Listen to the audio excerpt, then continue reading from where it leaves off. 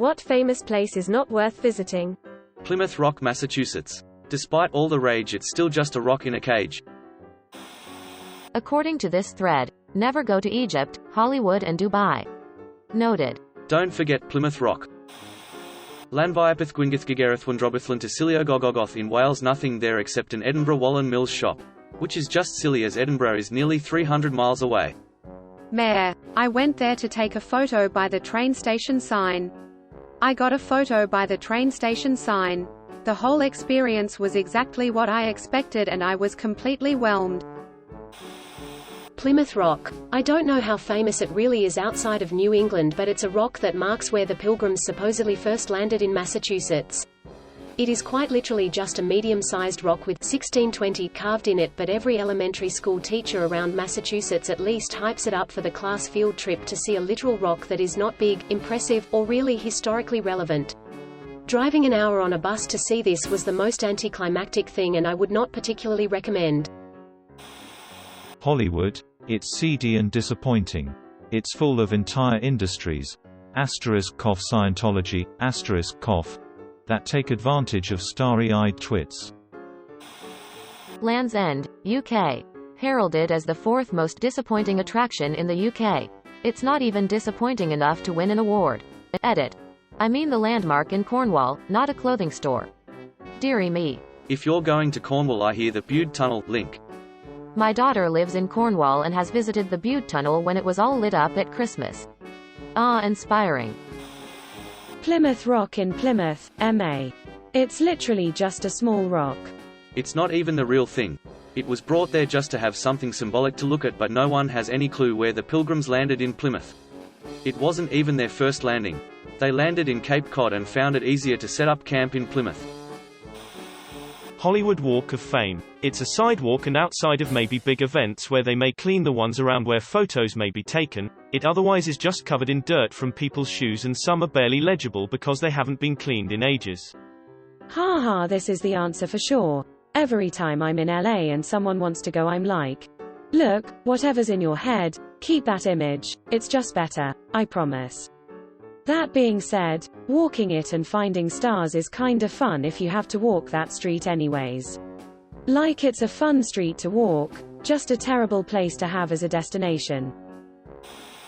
In 3rd grade, a meteor crashed in the backyard of a kid's house in my neighborhood. He talked about it every day at school and said people weren't allowed to see because NASA was collecting samples. A few days later he said we could go see, but everyone had to pay $5. Me and a few friends paid him and went over his house later that day. When we got to the backyard, we saw a 3-foot deep hole that was clearly dug by a shovel. We called him out on it and he said something like, "That's where it landed, but the scientists dug around it with shovels to take samples." Worst $5 I've ever spent. I have no idea where you are nowadays, but F you, Benji. Benji's either a millionaire or in jail. Me, an Egyptian, poo, here we go again. Hey wait. My friend, I read your comment. I think that's worth a tip. No.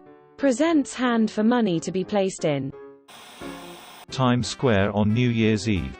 Just forget it. It has, never, been worth it. I remember a radio host I heard as a kid said the following. Greater than the amazing thing about Times Square on New Year's Eve isn't that you get tens of thousands of people there every year, it's that you get a whole different set of tens of thousands of people there each year. Nobody wants to do it twice, because it's cold and boring and crowded and filthy. Egypt. It's like if phone scams were a materialized location. You get there and right away the airport is going to start scamming you, take your electronics away and tell you that you need permits for them, which they will gladly sell you, and then tell you that it's the wrong one and have you buy another one.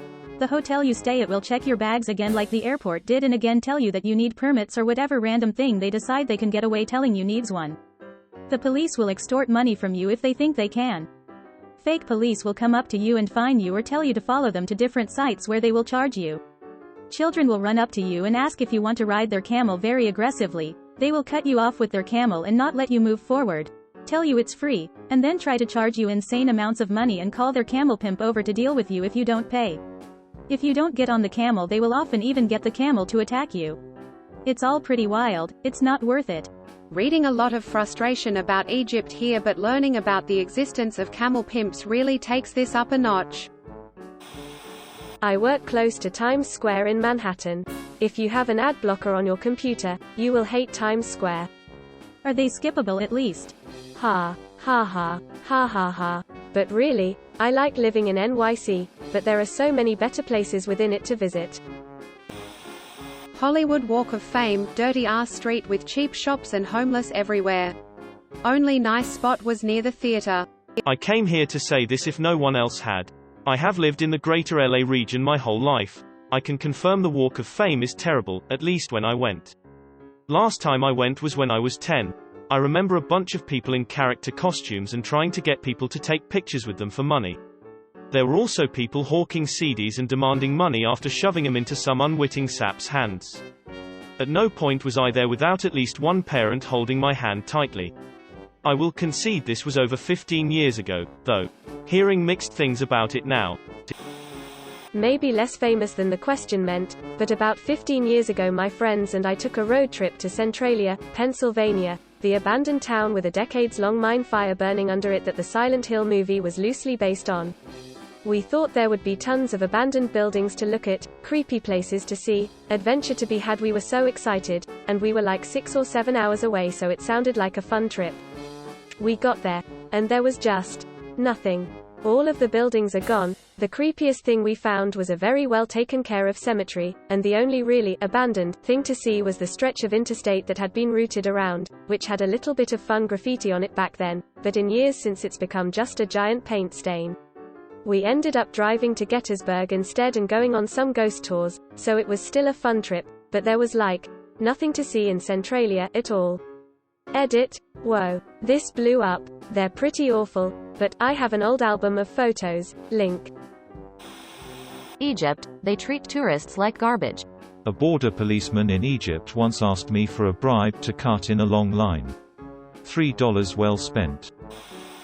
Checkpoint Charlie in Berlin. It used to be the border between the US and Soviet sectors, but all that's left of it is a shack and a sign, and the only thing you can do is pay to get your photo taken with someone in uniform. There's a frickin' McDonald's next to it. Hollywood. I don't mean in the colloquial sense, but rather the actual neighborhood. The neighborhood includes the Walk of Fame and the Chinese Theater. The neighborhood is sketchy, dirty, filthy, disorganized, high crime, and just plain icky, and has been that way since at least the 1950s. The absolute worst period was from the mid-1970s to the mid-1990s, but the neighborhood just sucks less today.